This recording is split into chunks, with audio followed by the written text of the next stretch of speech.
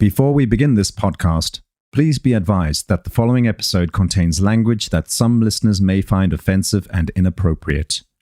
The opinions expressed by the host and guests are their own and do not reflect the views of the podcast producers. Listener discretion is advised. Welcome back to this episode on James Johnson and the tragic death of Darren Kirk. Today, we relive that night with James and discover the horrific details that led to Darren Kirk's death on this episode of Voices of a Killer. How many other people were around whenever you beat him with the bat? Just me, my wife, and him. Whenever you struck him the first time, do you remember where you hit him?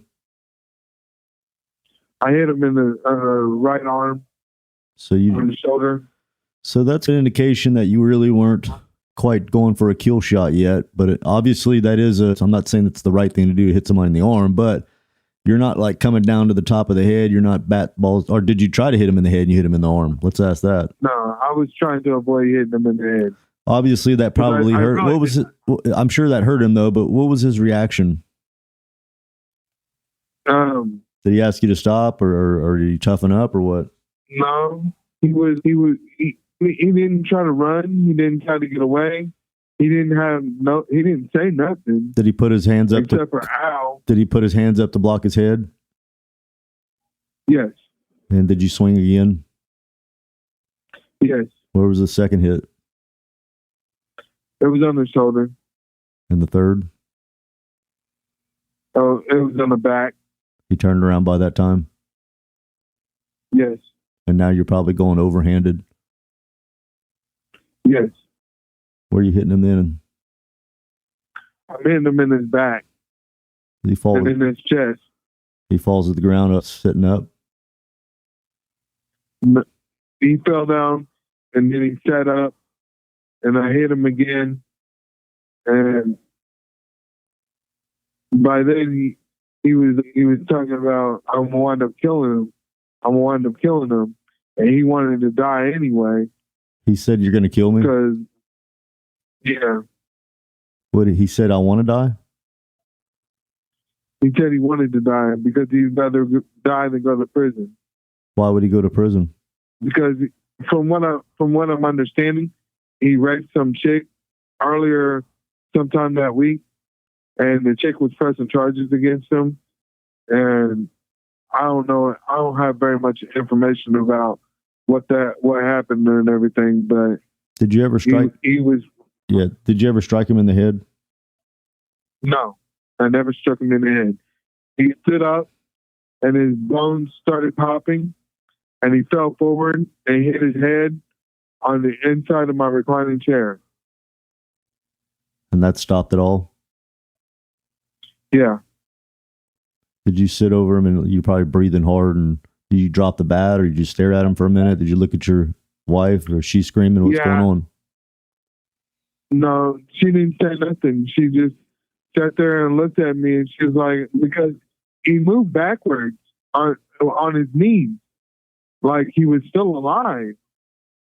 So my first instinct was to call an ambulance.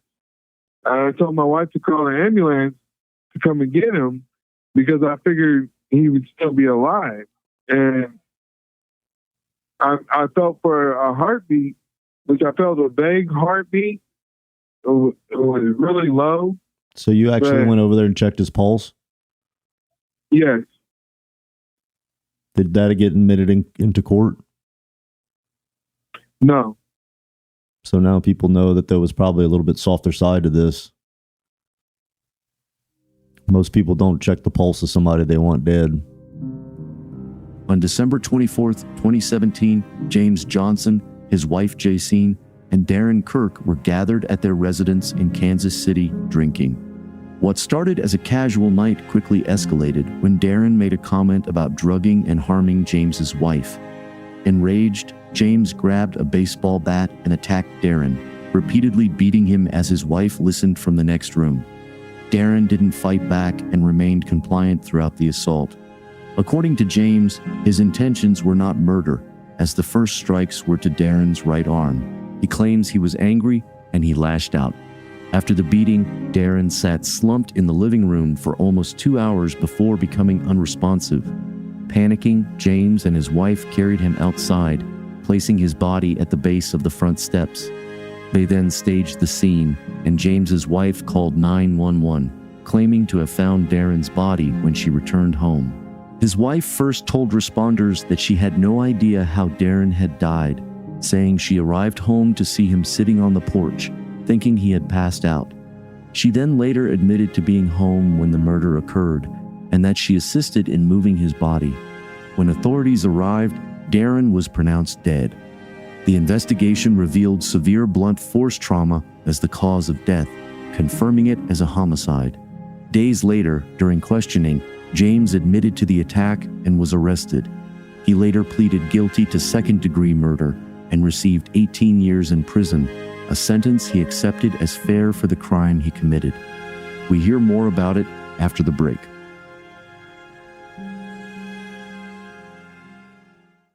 I really didn't want to kill him. It hurts me so bad. I'm sure that a lot of people don't understand the rage and the testosterone men have, and then you mix substances with it, and then strong emotions with love and friendship and broken hearts and bad timing and stress about life, and just that's why life's tough. People make wrong choices and do wrong shit all the time. We all have, some of them worse than others. But I think that just by the way it sounds, you just raged out being high and did something you certainly didn't really want to do. When you checked his pulse, could you hear it or feel it? Yeah. Did you try to talk to him? I did. I tried to This see call if is he from was a all correctional right. facility and may be monitored and recorded. Would he say anything or mumble back? He was all right. No, he just said he was okay. He was fine.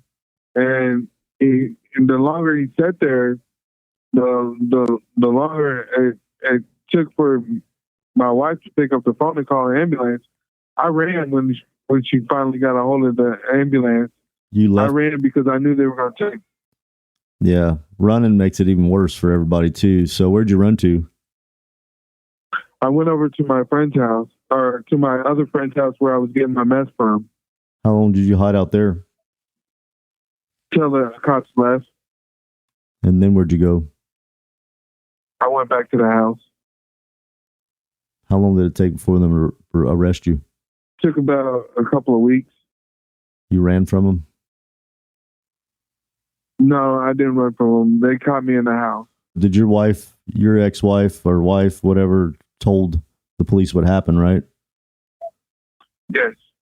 Whenever you got arrested, did you plead guilty or not guilty? I pleaded guilty. And what did they give you?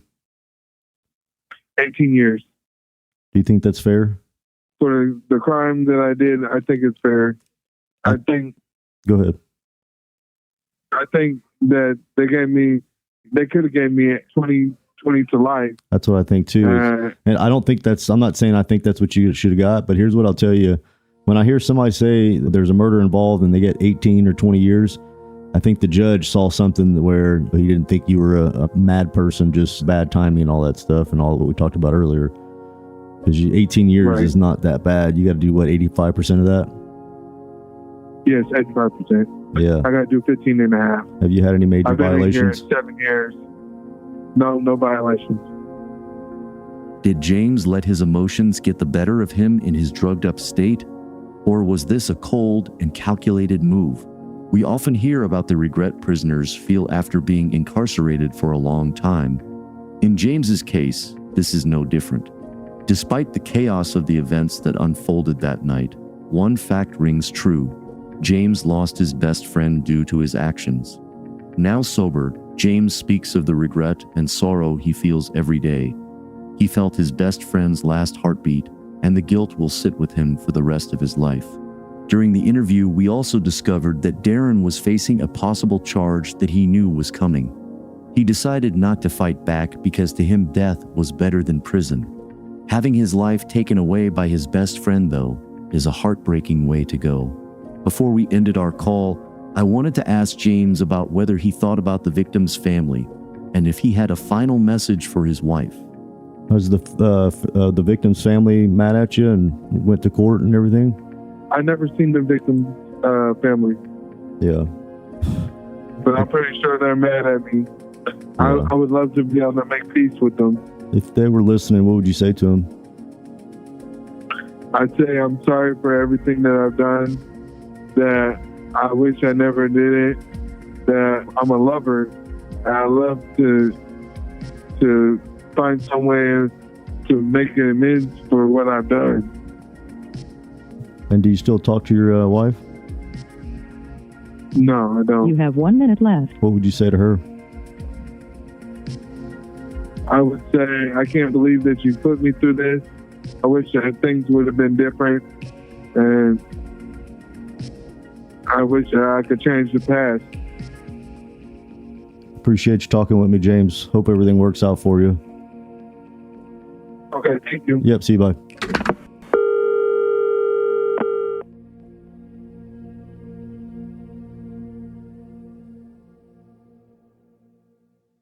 On the next episode of Voices of a Killer.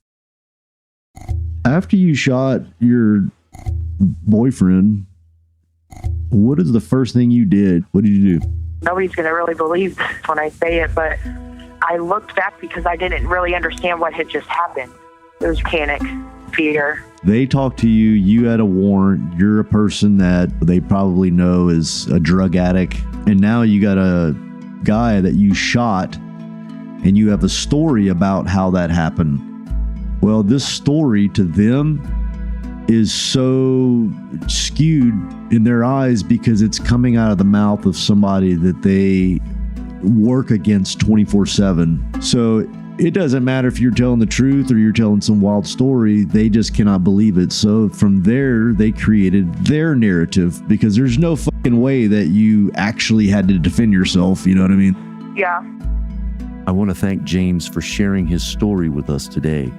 His ability to be open and honest is what makes this podcast so special. That's a wrap on this episode of Voices of a Killer. A big shout out to Sonic Futures, who handled the production, audio editing, music licensing, and promotion of this podcast. If you want to hear more episodes like this one, make sure to visit our website at voicesofakiller.com. There you can find previous episodes, transcripts, and additional information about the podcast. Lastly, if you enjoyed this episode, please consider leaving us a review on Spotify, Apple Podcasts, or wherever you get your podcasts. Your feedback helps us improve and reach new listeners.